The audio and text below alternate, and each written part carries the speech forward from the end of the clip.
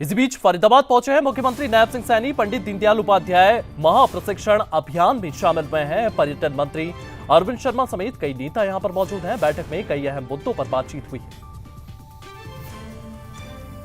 तो पंडित दीनदयाल उपाध्याय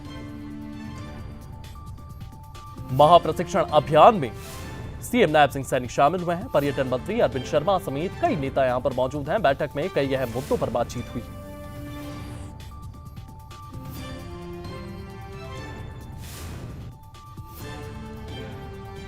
तो बड़ी जानकारी आपको देते हैं, बैठक में कई अहम मुद्दों पर बातचीत हुई है। पंडित दीनदयाल उपाध्याय महाप्रशिक्षण अभियान में सीएम नायब सिंह सैनी शामिल हुए हैं। फरीदाबाद पहुंचे हैं मुख्यमंत्री नायब सिंह सैनी। पंडित दीनदयाल उपाध्याय महर्षि अभियान में महाप्रशिक्षण अभियान में शामिल हुए हैं सीएम। पर्यटन मंत्री अरविंद शर्मा समेत कई नेता यहां पर मौजूद हैं। बैठक में कई अहम मुद्दों को लेकर के बातचीत भी की गई। तो फरीदाबाद पहुंचे हैं मुख्यमंत्री नायब सिंह सैनी। पंडित दीनदयाल उपाध्याय महाप्रशिक्षण अभियान में वो शामिल हुए हैं। पर्यटन मंत्री अरविंद शर्मा समेत कई नेता यहां पर मौजूद हैं। बैठक में कई अहम मुद्दों पर बातचीत हुई।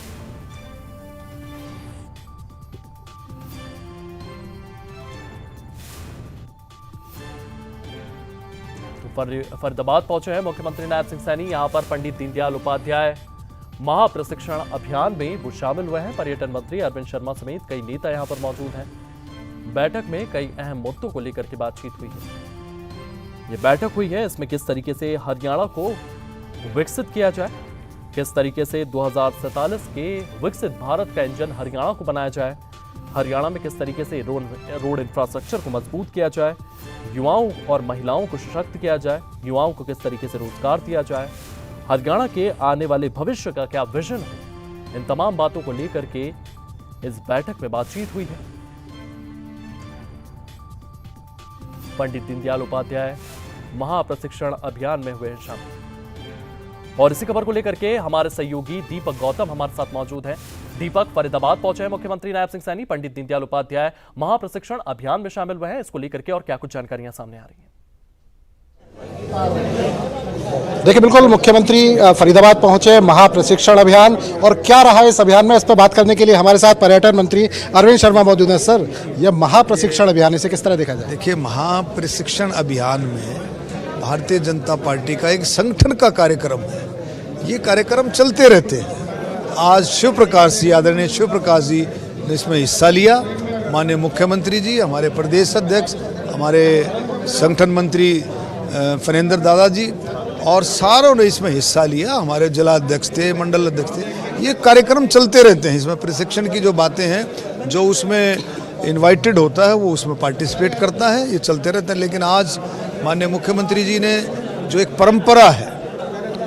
परंपरा है सूरजकुंड क्राफ्ट मेले की जो परंपरा है, इसको आगे बढ़ाते हुए आज उन्होंने लंच का जो है आयोजन किया, जिसमें प्रशासनिक अधिकारी, टूरिज्म के अधिकारी, हमारे जिलों के कार्यकर्ता और भी हमारे सब साथी जो है ना टूरिज्म से जुड़े हुए, जितने भी पर्यटन से जुड़े हुए, सभी ने इसमें हिस्सा लिया।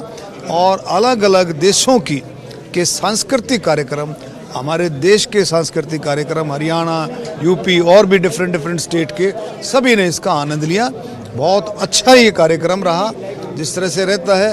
और अब की बार का जो मेला है, जो शिल्प मेला, शिल्प महोत्सव जो है, बहुत अपने तरीके से, मैं कहता हूँ, मैंने पीछे भी कहा है कि इस मेले की छटा और सुंदरता दिन पर दिन बढ़ रही है। लोगों का विश्वास, ये मेला एक प्लेटफॉर्म है विकसित भारत के लिए, एक प्लेटफॉर्म है हमारे शिल्पकारों के लिए, हैंडीक्राफ्ट्स के साथियों के लिए, उनके लिए एक प्लेटफॉर्म है, उनके लिए एक एक्सपोजर का स्थान है कि वो अपने प्रोडक्ट्स को विदेशों में भी लॉन्च करें, भेजें।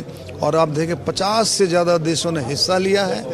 और हमने पूरी कोशिश की है कि ज़्यादा से ज़्यादा शिल्पकारों को, हैंडीक्राफ्ट्स के साथियों को, कलाकारों को ज़्यादा से ज़्यादा उनको स्टॉल मिलें, उनको हर तरह की फैसिलिटीज़ मिलें, मीडिया को हर तरह की फैसिलिटीज़ मिलें, आने जाने वाले लोगों को, पर्यटकों को, विजिटर्स को हर तरह का जो है इंतज़ाम जो है यहाँ पर मिले, ऐसी हमने पुरजोर कोशिश की। देश भर के लोग देख रहे हैं कि किस तरह से आप होस्ट करते हुए इस मेले को नजर आते हैं। कई जगह उत्साह बढ़ाने के लिए आप हरियाणवी कल्चर में जो गाने गाते हैं वो गुनगुनाते हुए नजर आते हैं। कुछ सुनाना चाहेंगे हरियाणा के और देश के तमाम लोगों को? मैं तो हरियाणा की बात करता हूँ। उस दिन भी मैंने जो कैलाश जी जो आए थे तो उस दिन हरियाणा की बात रखी थी मैंने कि देशा के माँ देश मारा यो, नामी से हरियाणा, सादा खाना सादा बाणा, सादा ठोड़ ठिकाना। हरियाणा की बात रखी। मैं हमेशा अपने तरीके से हरियाणा की बात रखता हूँ। हरियाणा जो राज्य है अपने आप में सादगी, ईमानदारी और हमारी किसानियत, और जब प्रधानमंत्री जब आते हैं वो कहते हैं जय जवान, जय किसान, जय पहलवान। पहलवान का मतलब पहले तो कबड्डी कुश्ती से था, वो आज भी है, लेकिन अब पहलवान का मतलब स्पोर्ट्स से है, खेलों से है। हरियाणा आज हरियाणा की पहचान किसानियत और खेलों से है, जबरदस्त है। तो मैं बड़ी डिमांड होती है आपके गाने की, कोई एक हरियाणवी गाना अगर आप सुना पाए? गाना तो अभी मैंने बोल दिया ना, वर्ड सुना दी सर। अच्छा, एक चीज और, आज पेंशन कटी है लोगों की। विपक्ष लगातार आरोप लगा रहा है कि पेंशन काट दी गई है, बीजेपी सरकार ने पेंशन बढ़ाने की बात की। किसी की भी, माननीय मुख्यमंत्री जी ने अभी प्रेस कॉन्फ्रेंस की थी 2 दिन पहले, और उसमें बिल्कुल विस्तार से बताया है कि किसी की भी वैलिड पेंशन जो उसका हकदार था, एक भी पेंशन जिसका हकदार था वो नहीं कटी है। जिसकी कटी है वो आप देखें कि जो लोग जिनकी डेथ हो गई है वो पेंशनें आप अपने आप समझ सकते हैं। और जिनकी इनकम जो है, जो सिस्टम जो है सारा, जो उसकी पॉलिसी है, जो उसकी गाइडलाइन है, उसके हिसाब से आप देखेंगे तो एक भी पेंशन नहीं कटी। तो विपक्ष निशाना क्यों साधा? विपक्ष का काम निशाने का है। विपक्ष का तो काम आपको सबको पता है कि किस तरह के नैरेटिव सेट करता है विपक्ष के पास और कोई बात नहीं होती, अपने नैरेटिव सेट करता। अभी आप देखें केंद्र में, देखें विपक्ष की क्या भूमिका है, केंद्र में कितनी भयंकर भूमिका, देश को खराब करने की, देश को पीछे ले जाने की भूमिका विपक्ष की है। और आज आप देखेंगे भारतीय जनता पार्टी का नेतृत्व, मोदी जी के नेतृत्व में आप देखेंगे सारे का सारा हरियाणा में माननीय हमारे नायब सिंह सैनी जी के नेतृत्व में कितने अच्छे तरीके से सिस्टम बढ़ रहा है, विकास के रास्ते पर कितनी तेजी से दौड़ रहा है हरियाणा। और अंत्योदय, आखिरी छोर, गरीब से गरीब के लिए योजनाएं बढ़ती हैं और उन योजनाओं को गरीबों को डायरेक्ट ट्रांसफर के जरिए से उनको लाभ। एक अंतिम सवाल और, बजट पेश होने वाला है, किस तरह देखते हैं हरियाणा का जो बजट पेश होगा, कैसा होगा हरियाणा का बजट? देखिए हरियाणा का बजट आपने पीछे भी देखा, माननीय मुख्यमंत्री जी हरियाणा के कोने कोने में जा कर के हर एक कैटेगरी से, चाहे वो किसान हो, दलित हो, आपका व्यापारी हैं, इंडस्ट्रियलिस्ट हैं, डॉक्टर्स हैं, इंजीनियर हैं, एडवोकेट्स हैं, सीए चार्टर्ड अकाउंटेंट्स हैं, हर एक से, खिलाड़ी हैं, बुजुर्ग हैं, महिलाएं, हर एक से जाकर चर्चा करते हैं। पिछली बार करीबन जो 1500 से भी ज़्यादा सजेशन सुझाव आए थे, पिछली बार 700 से ज़्यादा सुझावों को सबमिट किया गया। तो आप समझ सकते हैं कि सुझाव लेते भी हैं और उन सुझावों को उसमें डालते भी हैं, जब बजट आता है उसमें डालते भी हैं।